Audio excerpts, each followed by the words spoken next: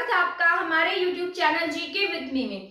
तो आज की क्लास में हम पढ़ना शुरू करेंगे हरियाणा की झीलों के बारे में। जैसा कि आपको पता है, हमने कल की क्लास में हरियाणा के जितने भी पुराने नाम रहे हैं या प्राचीन समय में, जिस तरीके से महाभारत में है ना, ऋग्वेद में, तो अलग अलग जितने भी हमारे यहाँ पर जो विद्वान हुए हैं उन्होंने हरियाणा को क्या नाम दिए हैं उनके बारे में हमने कल की क्लास में ट्रिक्स के साथ में पढ़ लिया था।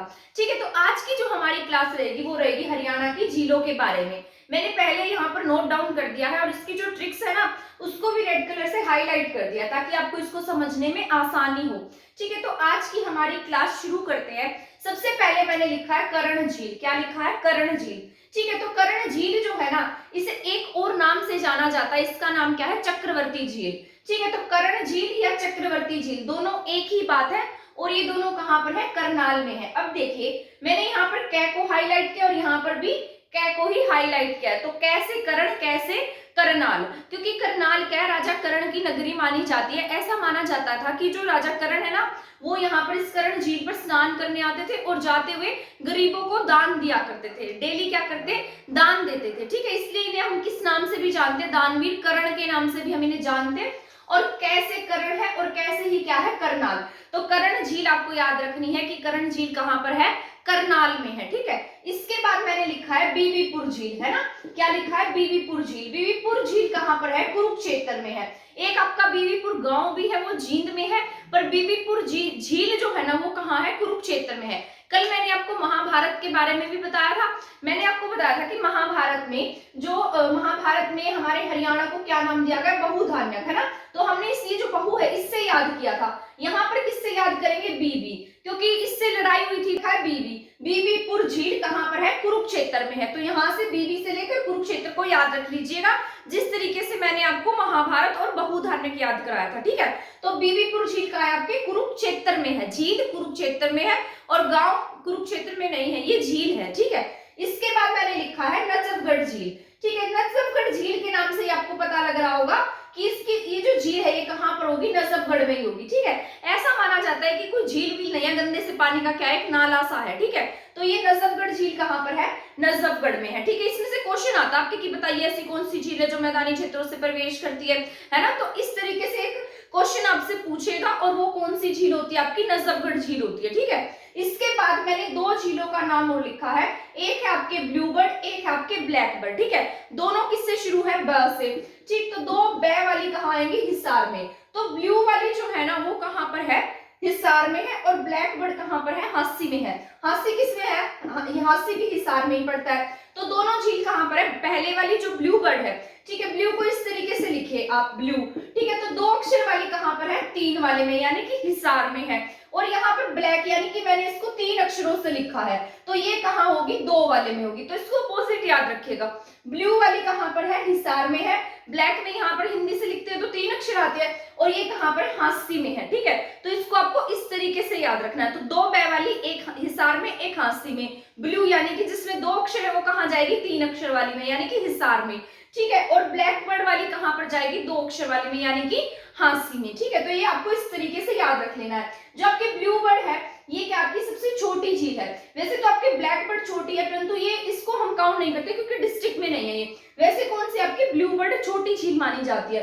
इसके बाद मैंने लिखी है तीन झीलों का नाम लिखा है। ठीक है, ये तीनों एक जैसे नाम की हैं और इनके नाम भी क्या है? बहुत अजीब अजीब से नाम है। आपको जितने भी अजीब से नाम दिखाई दे ना वो कहाँ जाएंगे? सभी मेवात में, यानी कि नूह में। ठीक है, यहाँ मैंने लिखा है चंदेली, उजीना, संगेल। तो ये अजीब से नाम दिखाई दे रहे हैं आपको, है ना? चंदेली, उजीना, संगेल।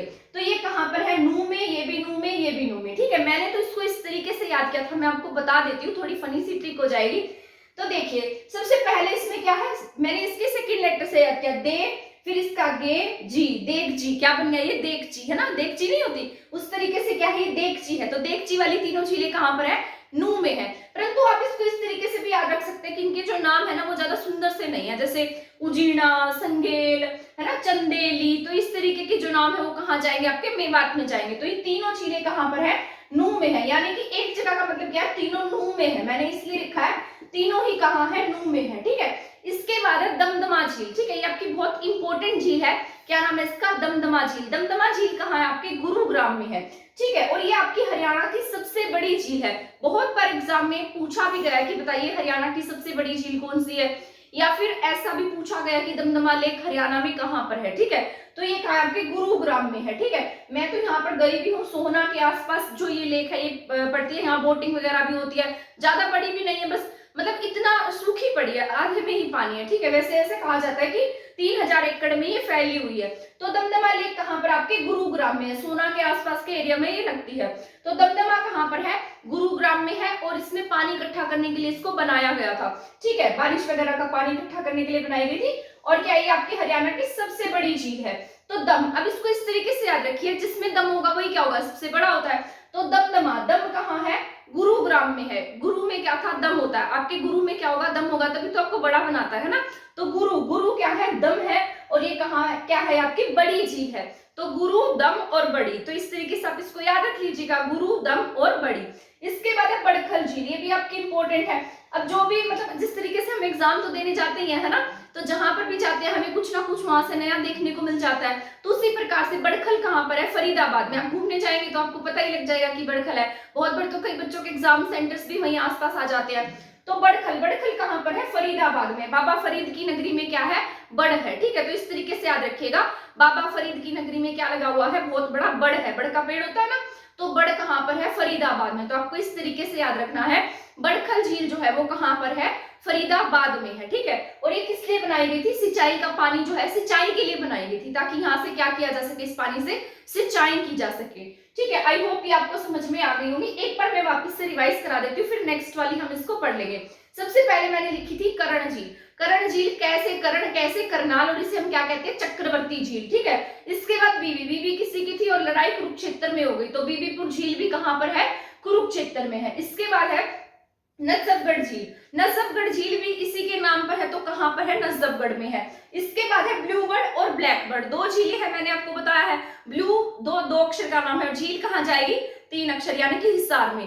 फिर ब्लैक बर्ड है, ब्लैक बर्ड 3 अक्षर का नाम है, झील कहां पर जाएगी, हांसी में। ठीक है, इसके बाद 3 झीलें थी जिनके नाम कैसे थे, अजीब से थे। देगची से हमने याद किया था, चंदेली, उजीना और संघेल। ठीक है, तो ये तीनों कहां पर है, मेवात में, यानी कि नूह में है। तो ये अजीब से अणी वाले नाम जो है, ली, और जैसे आपके यहाँ पर चंदेली है, उजीना है, संघेल है ना। तो इस तरीके के अजीब से नाम कहाँ जाएंगे, नूह में जाते हैं। और तीनों मैंने इनको इकट्ठा ही लिखा ताकि आप इसको रिलेट करके पढ़ सके।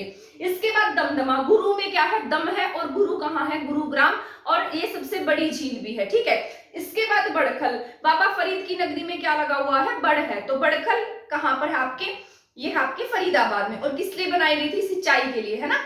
ठीक है, तो आई होप यहाँ तक आपको समझ में आ गया होगा। इसके बाद हम ये जो मैंने आपको यहाँ पर नेक्स्ट लिख दिए हैं, ये भी इनके बारे में भी आपको बता देती हूँ। ठीक है, क्योंकि ये भी आपके एग्जाम के पॉइंट ऑफ व्यू से जरूरी होते हैं और हर एग्जाम में पूछे जाते हैं, इसलिए मैं आपको करा रही हूँ। ठीक है, आगे जितनी भी हमारी क्लासेस रहेंगी उसमें मैं आपको ट्रिक्स के साथ में जितने भी मेन पॉइंट है, जिस तरीके से हमारे हरियाणा की हिस्ट्री है ना, उसको पढ़ना थोड़ा टफ होता है। जैसे ये सिक्के कहाँ से मिले थे, टकसालें कहाँ से मिली, मिट्टी के सिक्के कहाँ से मिले, है ना।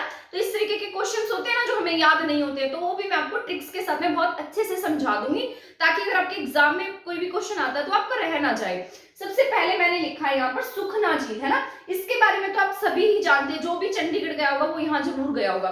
तो फिर भी मैं आपको इसको एक ट्रिक से बता देती हूँ कि जो चंडीगढ़ है ना, सुखना लेक, यानी कि यहाँ पर इतना पीस है, इतनी शांति है, यहाँ पर जाकर इतना शांत लगता है। तो सुख कहाँ मिलेगा, चंडीगढ़। तो सुखना लेक कहाँ पर है, चंडीगढ़ में है। तो आपको इस तरीके से याद रखना है, सुखना लेक कहाँ पर है, आपके चंडीगढ़ में है। इसके बाद मैंने लिखा है चिल्ली झील। तो यहाँ पर चिल्ली झील कहाँ पर है, फतेहाबाद में। जब मैंने आपको फतेहाबाद के बारे में पढ़ाया था तब मैंने आपको चिल्ली के बारे में भी बताया था। तो चिल्ली झील कहाँ पर है, फतेहाबाद में, आपको याद रख लेना। इसके बाद है तिलियार लेक। तिलियार लेक कहाँ पर है, रोहतक में है। इसको आप इस तरीके से याद रखिएगा। वैसे भी ये बहुत फेमस है ना। ऐसे मतलब इसमें ट्रिक्स की भी मेरे ख्याल से तो आपको जरूरत नहीं होगी, क्योंकि बहुत ईजी है और सभी बच्चों को इसके बारे में पता होगा। तो तिलियार लेक, ठीक है। तो इसको इस तरीके से भी आप याद रख सकते हैं कि रोहतक में कौन सी यूनिवर्सिटी है, एमडीयू है। ठीक है, तो एमडीयू में अगर आप पढ़ने जाते हैं तो पढ़ने जाएंगे तो वहां तो कुछ दोस्त भी बनाएंगे, है ना। तो दोस्तों को क्या कहेंगे, यार। तो एमडीयू में क्या बनाया, अपने अपने दोस्त बनाए, यानी कि यार। ठीक है, तो तिलियार, यार कहाँ पर है, रोहतक में है। तो तिलियार कहाँ है, रोहतक में है। ठीक है, रोहतक में कौन सी यूनिवर्सिटी है, एमडीयू है। तो तिलियार लेक भी कहाँ पर है, रोहतक में है। ठीक है, इसके बाद मैंने लिखा है भिंडावास झील। ये आपकी बहुत ही ज्यादा इंपॉर्टेंट है, क्योंकि भिंडावास क्या है, वन्य जीव अभ्यारण्य भी है, क्योंकि जो वन्य जीव अभ्यारण्य है ये किसके लिए फेमस है? अपनी सबसे सुंदर झील के लिए फेमस है। ठीक है, अब यहाँ पर देखिए भिंडावास, कोई आपको सुंदर सा नाम दिखाई दे रहा है, कितना मतलब अजीब सा नाम है ना, पर इसका अपोजिट मीनिंग है, सबसे सुंदर झील के लिए फेमस है। तो भिंडावास, भिंडावास किसके लिए फेमस है? अपनी सबसे सुंदर झील के लिए फेमस है। तो अपोजिट हो गया ना, तो सबसे सुंदर झील के लिए फेमस क्या है? भिंडावास है, और ये कहाँ पर है आपके? ये झज्जर में है। इसके बाद सूरज कुंड, सूरज कुंड के बारे में आप सभी जानते हैं, सूरज कुंड का मेला भी लगता है, सूरजपाल तोमर ने इसको शुरू करवाया था, सूरज कुंड बनवाया था, है ना। और यहाँ पर अंतरराष्ट्रीय स्तर का मेला लगता है, हर साल आयोजित कराया जाता है। मैंने आपको सूरज कुंड मेले के बारे में भी पूरा कंप्लीट पढ़ाया था। तो सूरज कुंड झील कहाँ पर है? फरीदाबाद में है। तो ये तो आप ऐसे ही याद रख लेंगे। इसके बाद है टिक्कर ताल, टिक्कर ताल कहाँ पर है? मोरनी हिल्स में है। ठीक है, मोरनी हिल्स में कौन सी ताल है? टिक्कर ताल। यहाँ पर टिपरा हिल्स के बीच में ही ये ताल पड़ती है। ठीक है, तो टिक्कर ताल कहाँ है? मोरनी हिल्स में, तो आपको ये याद रखना है। इसके बाद है सनहित सरोवर, सनहित सरोवर कहाँ है? कुरुक्षेत्र में है। ठीक है, तो इसको आप किस तरीके से याद रखेंगे? सनहित सरोवर को ऐसा याद रखिए कि जो कुरुक्षेत्र का युद्ध हुआ था ना, तो उस समय में सब कुछ वहां पर समा गया था। ठीक है, क्योंकि वहां पर लड़ाई हुई थी किसकी? महाभारत की। तो सनहित क्या हुआ? उसी में समा गया। तो सनहित क्या हो गया? उसमें मतलब सन्निहित हो गया। तो सन्निहित सरोवर कहाँ है? कुरुक्षेत्र में। ऐसा माना जाता है कि जो सन्निहित सरोवर है ना, इसका जो पानी है वो अब तक नहीं सूखा है, मतलब कभी नहीं सूखता इसका पानी, इसमें हमेशा क्या रहता है? पानी रहता है। तो सन्निहित सरोवर कहाँ है आपका? कुरुक्षेत्र में। ब्रह्म सरोवर के बारे में भी आपको पता है, वो भी कहाँ पर है? कुरुक्षेत्र में है, पूरा पक्का बना हुआ है, उसका चबूतरा भी पक्का है ना। और ज्योतिसर कहाँ है? ज्योतिसर भी आपका कुरुक्षेत्र में। सन्निहित सरोवर कहाँ है हमारा? ये कुरुक्षेत्र में। इसके बाद मैंने लिखा है दो झीलों के बारे में लिखा है, खलीलपुर और कोटला। शायद आपको ये दिखाई नहीं दे रहा हो, खलीलपुर और कोटला। तो खलीलपुर और कोटला ये दोनों झीलें भी कहाँ पर है? नूह में है। तो तीन मैंने आपको पहले इस यहाँ पर पढ़ाई थी, चंदेली, उजीना और संखेल। उसके बाद में दो झीलें और आ गई, एक का नाम क्या है? खलीलपुर, यहाँ लिख देती हूँ मैं खलीलपुर, और एक का नाम क्या है? कोटला। ठीक है, इसको आप किस तरीके से याद करेंगे? इसको याद करने की भी ट्रिक बता देती हूँ कि यहाँ पर हमने क्या लिया? एक कोट लिया, वो क्या हो गया? हमारा खाली हो गया। ठीक है, हमारे पास पैसे नहीं बचे, तो कोट क्या हो गया? खाली हो गया। कहाँ पर? मेवात में, यानी कि नूह में। ठीक है, नूह में क्या हो गया? कोट खाली। तो कोट खाली कहाँ पर है? नूह में है। ठीक है, तो इसको इस तरीके से याद रखेंगे। और तीन ये जो झीलें है ना, देगजी वाली, तो ये तीनों भी कहाँ पर है? नूह में है। तो कोट खाली नूह में,